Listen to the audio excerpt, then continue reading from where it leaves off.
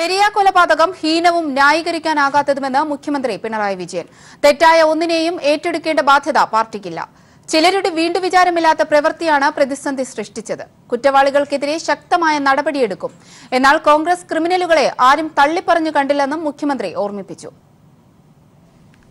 ഏറ്റവും നല്ല രീതിയിൽ പ്രവർത്തിച്ചു പോകുന്ന ഇടതുപക്ഷ ജനാധിപത്യ മുന്നണിയെയും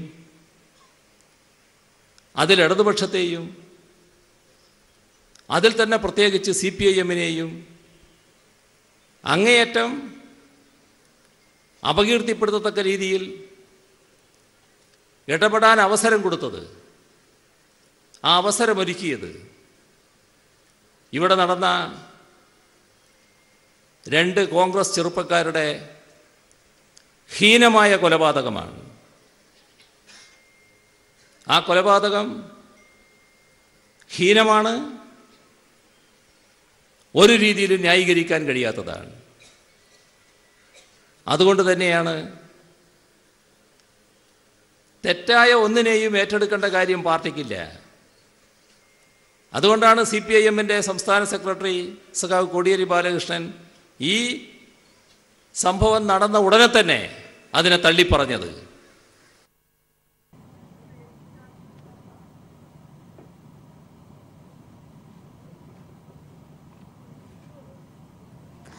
യൂത്ത് കോൺഗ്രസ്, ശബരിമല കർമ്മസമിതി എന്നിവർ ആഹ്വാനം ചെയ്ത മിന്നൽ ഹർത്താലുകൾക്കെതിരെ കർശന നടപടിയുമായി ഹൈക്കോടതി.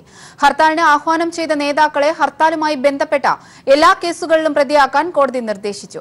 യൂത്ത് കോൺഗ്രസ് നേതാവ് ഡീൻ കുര്യാക്കോസ് 189 കേസുകളിൽ പ്രതിയാകും.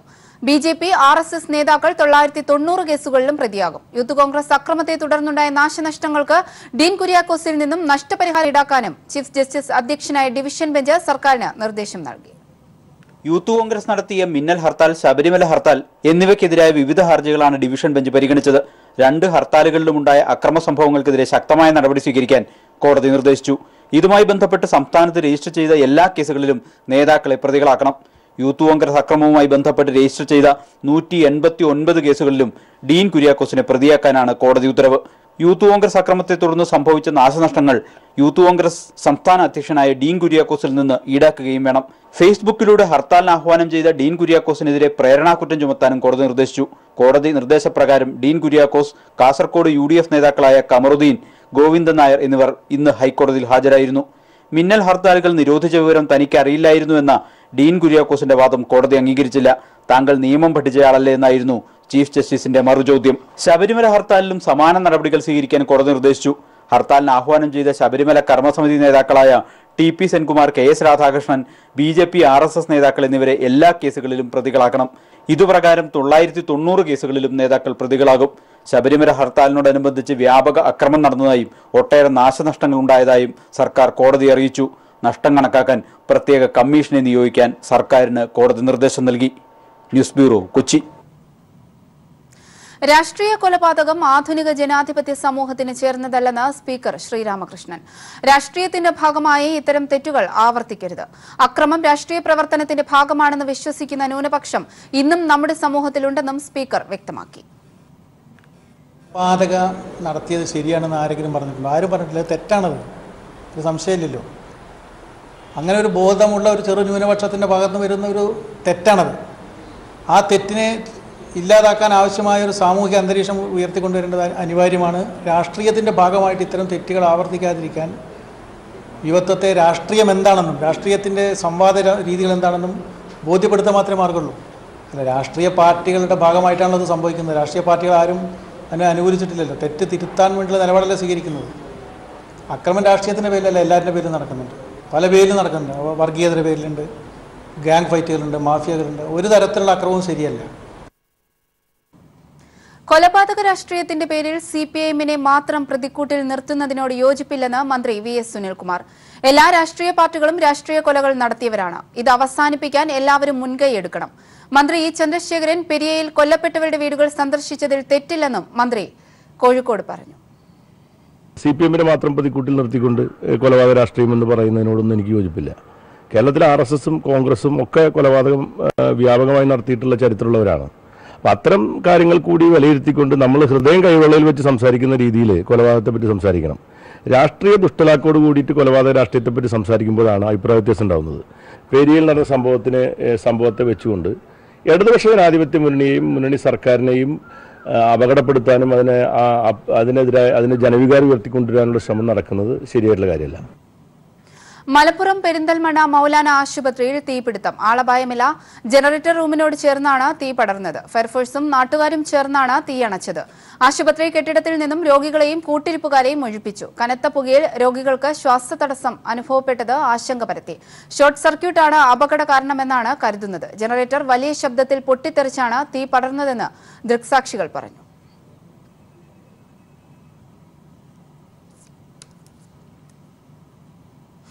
കാഞ്ഞങ്ങാട് വിവിധ 10 പദ്ധതികളുടെ ഉദ്ഘാടനം മുഖ്യമന്ത്രി നിർവഹിക്കുന്നു. തത്സമയ ദൃശ്യങ്ങളിലേക്ക്. നിക്ഷേപകർ ഒരു പദ്ധതി തുടങ്ങാൻ അനുമതി ചോദിച്ച് അപേക്ഷ കൊടുത്താൽ ആ കടലാസിൽ 30 ദിവസങ്ങളിൽ തീരുമാനമാകും.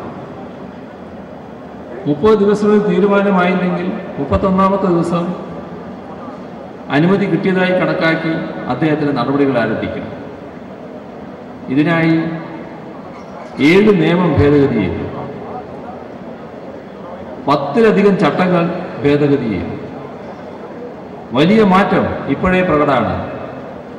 നിസാനെ പോലുള്ള, ഫിജിക്സിനെ പോലുള്ള, ടോറസിനെ പോലുള്ള, ടെക് മഹീന്ദ്രയെ പോലുള്ള വൻകിട കമ്പനികൾ നമ്മുടെ കേരളത്തിലേക്ക് വരികയാണ്. കേരളത്തിൻ്റെ അന്തരീക്ഷം മാറാനാണ് പോകുന്നത്. നമ്മുടെ നാട് യുവാക്കൾക്ക് പ്രതീക്ഷയുള്ള നാടാണ്. നമ്മുടെ IT രംഗം വലിയ തോതിൽ വികസിക്കുകയാണ്. 45 ലക്ഷം ചതുരശ്രടി സ്ഥലം ഇപ്പോൾ വികസിപ്പിച്ചിട്ടുണ്ട്. ബാക്കിയും പെട്ടെന്ന് തന്നെ വികസിപ്പിക്കുന്നത്. വലിയ തോതിലുള്ള തൊഴിൽ സാധ്യതയാണ് വർദ്ധിച്ചു വരുന്നത്.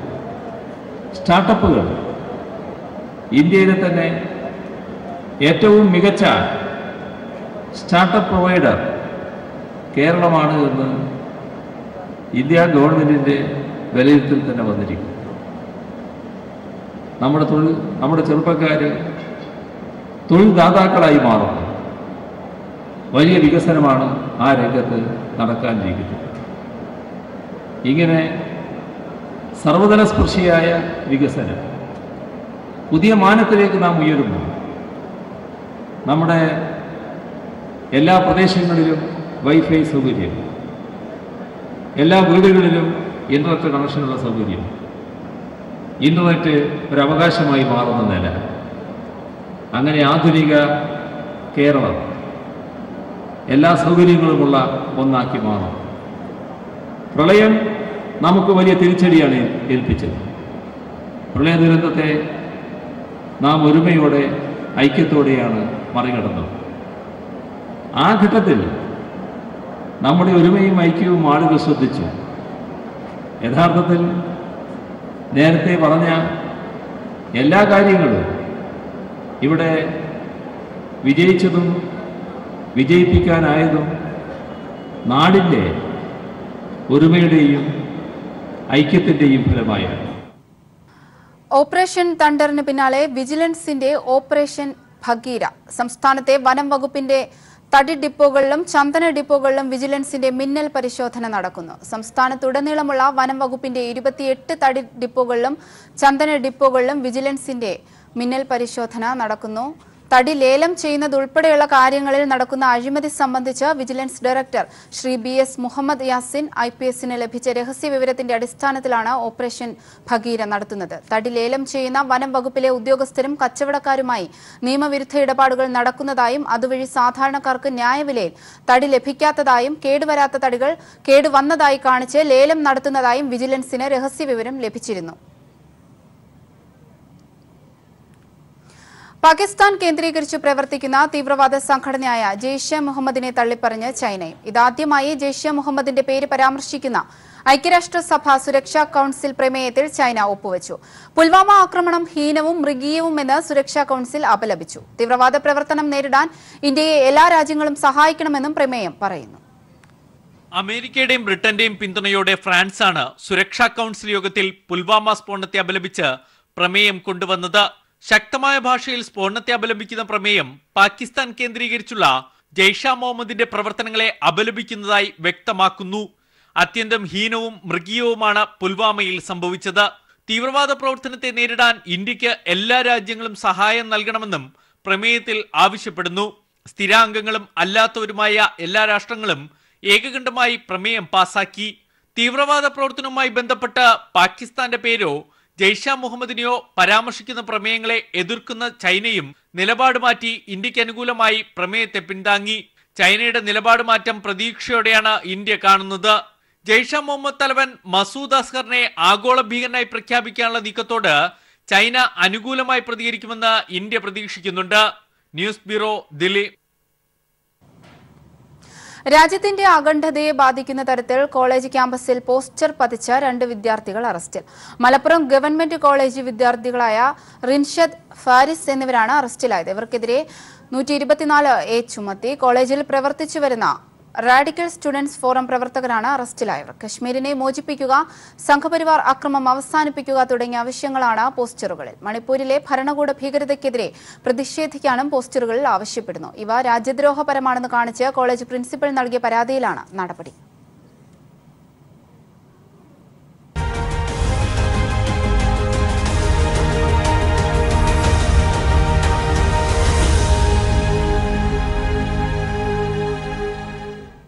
സ്വർണ്ണ വ്യാപാര മേഖലയിലെ നികുതി വെട്ടിപ്പിനെ കുറിച്ച് പീപ്പിൾ TV നടത്തിയ അന്വേഷണത്തിൽ ഒരു മൊത്ത വിതരണക്കാരൻ കൂടി ഒളിക്യാമറയിൽ കുടുങ്ങി. തൃശൂരിലെ ഐറൻ ഗോൾഡ് എന്ന ജ്വല്ലറിയിലെ നികുതി വെട്ടിപ്പ് ദൃശ്യങ്ങൾ സഹിതം ഞങ്ങൾ പുറത്തുവിടുകയാണ്. മൊത്തമായും ചില്ലറയായും സ്വർണ്ണ വിൽപ്പന നടത്തുന്ന ഈ സ്ഥാപനത്തിൽ നിന്നും ബില്ലില്ലാതെ യഥേഷ്ടം സ്വർണം ലഭിക്കും. മറ്റൊരു ജ്വല്ലറിയിലെ നികുതി വെട്ടിപ്പിന്റെ വിവരങ്ങൾ കൂടി ഞങ്ങൾ പുറത്തു കൊണ്ടുവരികയാണ്. ചില്ലറ വിൽപ്പനയും മൊത്ത വിൽപ്പനയും നടത്തുന്ന തൃശൂരിലെ ഐറൻ ജ്വല്ലറിയിലാണ് ഇക്കുറി ഞങ്ങളുടെ ഒളിക്യാമറ ഓപ്പറേഷൻ. മൊത്ത വിതരണക്കാരാണെങ്കിലും ചില്ലറ വിൽപ്പനയും സമാന്തരമായി നടക്കുന്ന സ്ഥാപനമാണ് തൃശൂർ നഗരമധ്യത്തിലെ ഐറൻ ജ്വല്ലറി.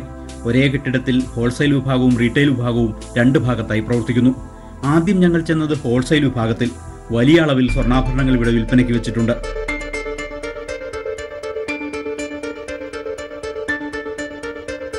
ഇവിടെ നിന്നും ഞങ്ങളെ റീറ്റെയിൽ വിഭാഗത്തിലേക്ക് പറഞ്ഞുവിട്ടു. ഒരു നെക്ലേസും ഒരു വളയും ഉൾപ്പെടെ 52 ഗ്രാം സ്വർണ്ണാഭരണങ്ങൾ വാങ്ങി. പണിക്കൂലി ഉൾപ്പെടെ 1,67,199 രൂപ.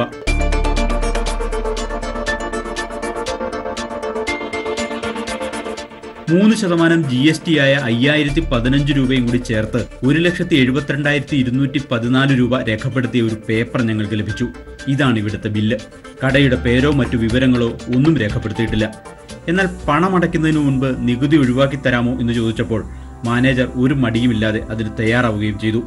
പോണ സമയത്താണെങ്കിൽ ഗവൺമെന്റ് നമ്മൾ പർച്ചേസ് ചെയ്ത് വരുന്ന സമയത്ത് 10-15 രൂപ മാർജിൻ ഉണ്ടാണ്. 5,000 കുറച്ച് തരാമെന്ന് പറഞ്ഞു. മറ്റാകുമ്പോൾ 20 ശരിയാണ്. 20-25 രൂപ വ്യത്യാസം വരുന്നുണ്ട്. 10 രൂപ വേണമെങ്കിൽ അവസാനിപ്പിക്കാന്ന് മാത്രം. GST കട്ടിയാണെങ്കിൽ അത് കട്ടാക്കി തരാം. അല്ല, നമ്മൾ പറഞ്ഞ കാര്യമാണ്.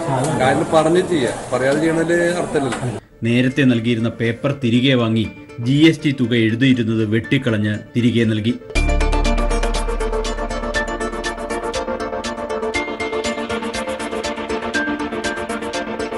നികുതിയും കണക്കുമില്ലാതെയാണ് കച്ചവടമെന്നത് ഒരു വിഷയം. എന്നാൽ GST നൽകാൻ തയ്യാറായവരിൽ നിന്നും ഈടാക്കുന്ന നികുതി സർക്കാരിലേക്ക് എത്തുന്നുണ്ടോ എന്നാണ് ഇനി അറിയേണ്ടത്. ഈ പേപ്പറാണ് രേഖയെങ്കിൽ നികുതി എത്തേണ്ടിടത്ത് എത്തില്ല എന്നുറപ്പ്. ഇനി യഥാർത്ഥ ബില്ല് നൽകിയാലും അത് അക്കൗണ്ട് ചെയ്യപ്പെടുന്നുണ്ടോ എന്നറിയാനും സംവിധാനമില്ല. GST നിയമത്തിലെ പഴുതുകളാണ് അതിന് കാരണം. നികുതി വെട്ടിച്ചുള്ള കള്ളക്കച്ചവടം എന്നത് മാത്രമല്ല ഇവിടുത്തെ പ്രശ്നം. പിരിക്കുന്ന നികുതി യഥാർത്ഥത്തിൽ സർക്കാരിലേക്ക് എത്തുന്നുണ്ടോ എന്നതും വിഷയമാണ്. തൃശൂരിൽ നിന്നും സാലി മുഹമ്മദ്.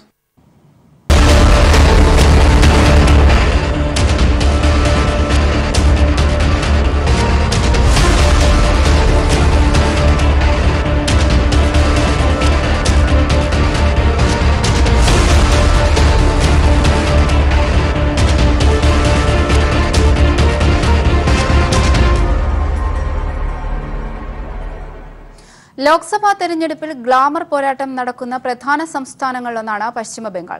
ഏറ്റവും വലിയ 3ാം ഒറ്റകക്ഷിയായ BJPയോടും കോൺഗ്രസിനോടും ഒരുപോലെ വിലപേശാനാണ് മമതയുടെ ശ്രമം. ഹിന്ദി ഹൃദയഭൂമിയിലുണ്ടാകുന്ന തിരിച്ചടി ബംഗാളിൽ നേട്ടമുണ്ടാക്കി മറികടക്കാൻ BJP ലക്ഷ്യമിടുന്നു.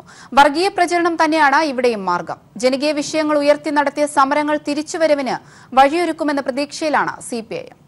2011 സംസ്ഥാനത്ത് അധികാരത്തിലെത്തിയ മമതാ ബാനർജിയുടെ ഭരണം ഓരോ നിമിഷവും സിദ്ധാർത്ഥ് ശങ്കർ റേയുടെ അർദ്ധ ഫാസിസ്റ്റ് ഭരണത്തെ ഓർമ്മിപ്പിക്കുന്നു.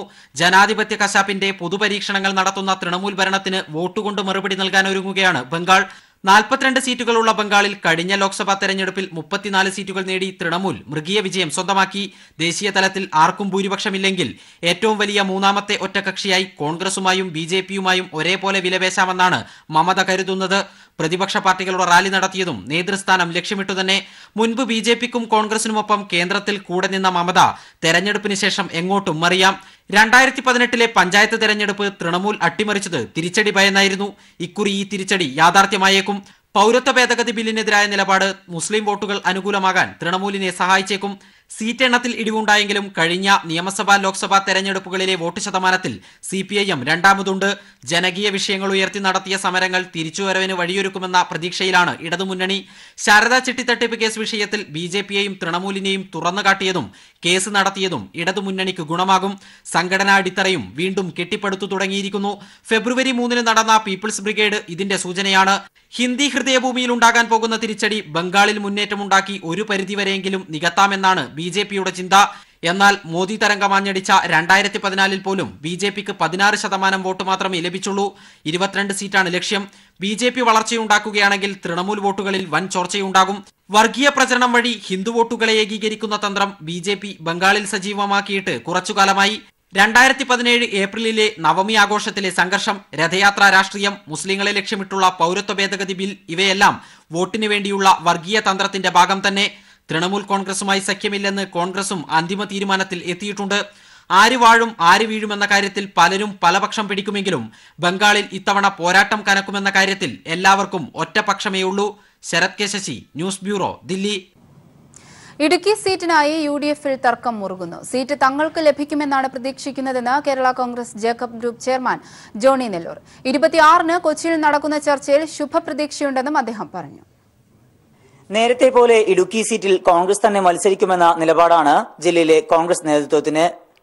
എന്നാൽ നിലവിലുള്ള കോട്ടയത്തിന് പുറമെ ഇടുക്കിയോ ചാലക്കുടിയോ വേണമെന്ന് കേരള കോൺഗ്രസ് മാണി ഗ്രൂപ്പ് നിലപാട് കടുപ്പിക്കുകയാണ്. ഇതിനിടയിലാണ് ഇടുക്കി സീറ്റ് കേരള കോൺഗ്രസ് ജേക്കബ് ഗ്രൂപ്പിന് അർഹതപ്പെട്ടതാണെന്നും ഇക്കാര്യം നേരത്തെ തന്നെ UDF നേതൃത്വത്തെ അറിയിച്ചിട്ടുണ്ടെന്നും ജോണി നെല്ലൂർ ആവർത്തിച്ചത്. ഞങ്ങൾ ആവശ്യപ്പെട്ടിട്ടുണ്ട് ഈ സീറ്റ്. ഞങ്ങൾക്ക് ഒരു പാർലമെന്റ് സീറ്റ് വേണം എന്ന് ഞങ്ങളുടെ സംസ്ഥാന കമ്മിറ്റി തീരുമാനിച്ച് ആ തീരുമാനം ഞങ്ങൾ UDF നേതൃത്വത്തെ അറിയിച്ചിട്ടുണ്ട്, കോൺഗ്രസ് നേതൃത്വത്തെ അറിയിച്ചിട്ടുണ്ട്. അനൗപചാരികമായ ചില ചർച്ചകൾ നടന്നിട്ടുണ്ട്. ഔപചാരികമായുള്ള ചർച്ച 26-ാം തീയതി ഉച്ചയ്ക്ക് ആണ് നടത്തുന്നത്. ആ ചർച്ചയിൽ ഒരു കാര്യം ഞാൻ നിസ്സംശയം പറയാം, സീറ്റുമായി ഉള്ള ചർച്ച അത് വിജയകരമായി തന്നെ പോകും. ഞങ്ങൾക്ക് സീറ്റ് ലഭിക്കും എന്നാണ് ഞങ്ങളുടെ പ്രതീക്ഷ. സ്ഥാനാർത്ഥിയാകാൻ തനിക്ക് അയോഗ്യതയില്ലെന്നും അദ്ദേഹം പറഞ്ഞു. 3 സീറ്റ് വേണമെന്ന മുസ്ലിം ലീഗിന്റെയും 2 സീറ്റ് വേണമെന്ന കേരള കോൺഗ്രസ് മാണി ഗ്രൂപ്പിന്റെയും ആവശ്യം ന്യായമാണെന്നും UDF സംസ്ഥാന സെക്രട്ടറി കൂടിയായ ജോണി നെല്ലൂർ വ്യക്തമാക്കി. News bureau, Idukki.